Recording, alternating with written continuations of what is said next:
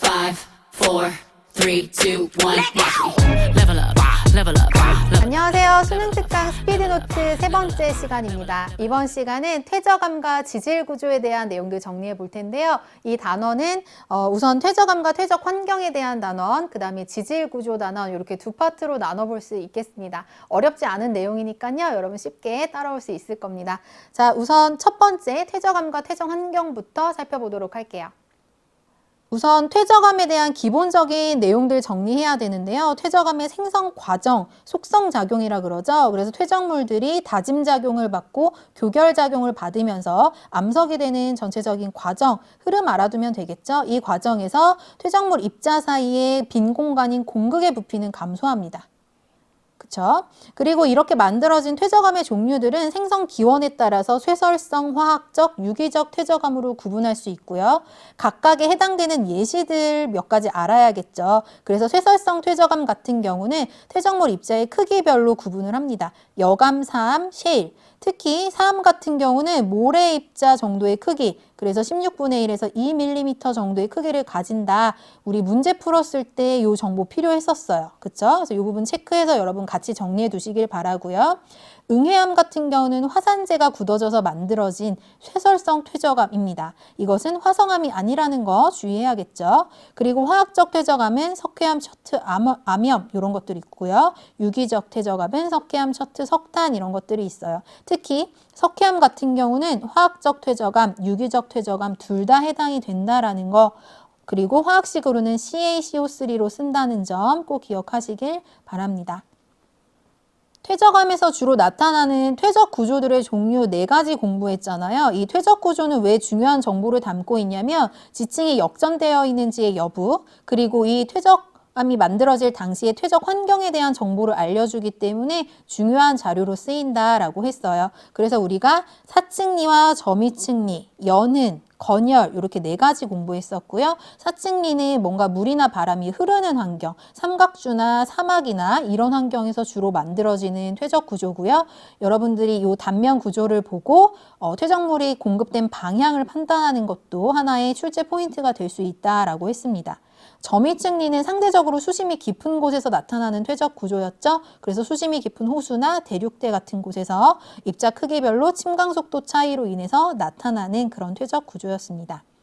연흔은 수심이 얕은 곳에 그 물결 무늬가 남는 것을 의미하고요. 건열은 건조한 대기에 노출됐을 때 이렇게 갈라진 그런 구조들. 그래서 위에서 봤을 때랑 옆에서 봤을 때랑 모습이 좀 다르죠. 그런 것들도 여러분들 기억해서 판단할 수 있으면 좋겠습니다. 퇴적 환경은 우리가 육상 환경과 연안 환경, 해양 환경 이렇게 구분한다라고 했었고요. 주의할 점은 호수라든지 하천 이런 것들 전부 다 육상 환경에 포함이 된다라는 거예요. 물이 있다고 해서 해양이랑 헷갈리면 안 됩니다, 여러분. 그래서 빙하, 사막 이런 거 모두 포함해서 선상지까지 모두 우리가 육상 환경으로 구분을 합니다. 그리고 육상과 해양이 연결되는 부분 연안 환경으로 세분화하는데요. 삼각주와 같은 지형들, 뭐 해빈 이런 것들 전부 다 연안 퇴적 환경이고요. 그리고 대륙붕, 대륙사면, 대륙대 이런 것들은 모두 해양 퇴적 환경이다. 이렇게 구분해 볼 수 있겠습니다. 특히 선생님 육지는 퇴적보다는 침식이 우세한 거 아니에요? 라고 묻는 친구들이 있는데요. 물론 맞는 말이에요. 그러나 육상에서도 특별히 퇴적이 잘 되는 지역들이 있어요. 그 부분들을 우리 공부하는 것이다 라고 이해하면 되겠습니다. 자, 퇴적암과 퇴적 환경에서 마지막으로 나오는 부분이 우리나라의 유명한 퇴적 지형들이에요. 이거는 각 시대별로 대표적인 지역들 알면 되는데요. 우리가 뒤에 가서 지질시대에서 고생대, 중생대, 신생대 자세히 공부할 거거든요. 그것과 연결시켜서 마무리하면 더 좋습니다. 그래서 고생대 대표적인 유명한 지역이 강원도 태백, 중생대는 경남 고성군 덕명리, 신생대는 제주도 수월봉 이런 곳들이 유명한 곳이에요. 그래서 어떤 종류의 암석으로 이루어진 곳인지까지 연결하시고요. 우리 교재에는 조금 더 많은 지역들 소개되어 있거든요. 그 부분까지 함께 정리하면 더욱더 좋겠습니다.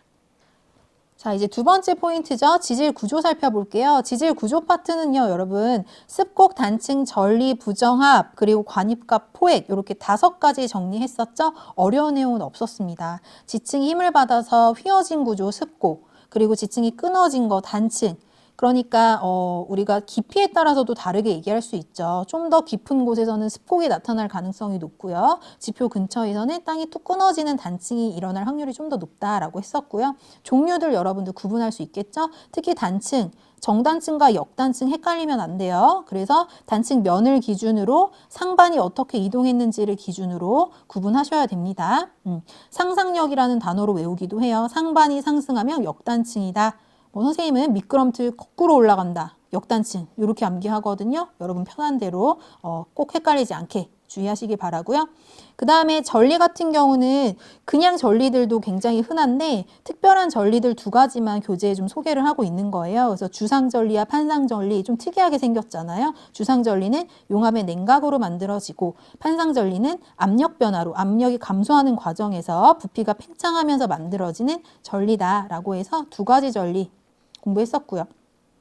그러니까 주상전리는 화산암에서 주로 일어날 테고 판상전리는 주로 심성암에서 나타나는 특징이다. 그렇게 앞에서 공부한 거랑 연결시킬 수도 있겠죠. 자, 이 단원에서 중요한 것은 부정합입니다. 부정합. 정합이 아닌 거예요. 부정합이라는 것은 어떤 퇴적물들이 퇴적이 되다가 어떤 원인에 의해서 융기가 된 거예요. 그래서 해수면 밖으로 드러났어요. 드러나게 되면 침식이 우세하다라고 했죠. 그래서 풍화 침식을 받게 되고 그러다가 다시 침강이 일어나게 돼서 해수면 아래로 가라앉게 되면 다시 또 퇴적이 우세해져요. 그러면 이때 첫 번째 퇴적된 것과 두 번째 퇴적된 것 사이에 긴 시간 간격이 발생하게 됩니다. 그것을 우리는 두 지층 간의 관계를 부정합이라고 얘기를 하죠. 그래서 부정합의 종류, 평행부정합, 경사부정합, 난정합 요거 구분할 수 있으면 되고요. 부정합면을 여러분 찾는 게 사실 더 중요한 포인트기는 해요. 이렇게 문제의 부정합이 그림상에 나와 있지 않더라도 여러분들이 찾을 수 있는 방법들이 있거든요. 평행부정합은 찾기가 쉽지 않겠지만 경사부정합이나 난정합 같은 경우는 좀 쉽게 찾아낼 수 있습니다. 그래서 부정합은 지층의 생성 순서를 밝힐 때 또 중요한 정보가 되니까요. 중요하게 정리해 두셔야 되는 내용입니다. 마지막으로 관입과 포획은요. 지층을 이렇게 파고들면서 관입하는 과정에서 굳어진 것을 관입암이라고 하고요. 그리고 그 과정에서 주변의 물질들을 포획해서 안으로 들어오게 할 수도 있어요. 그런 것들은 포획암이라고 하고요.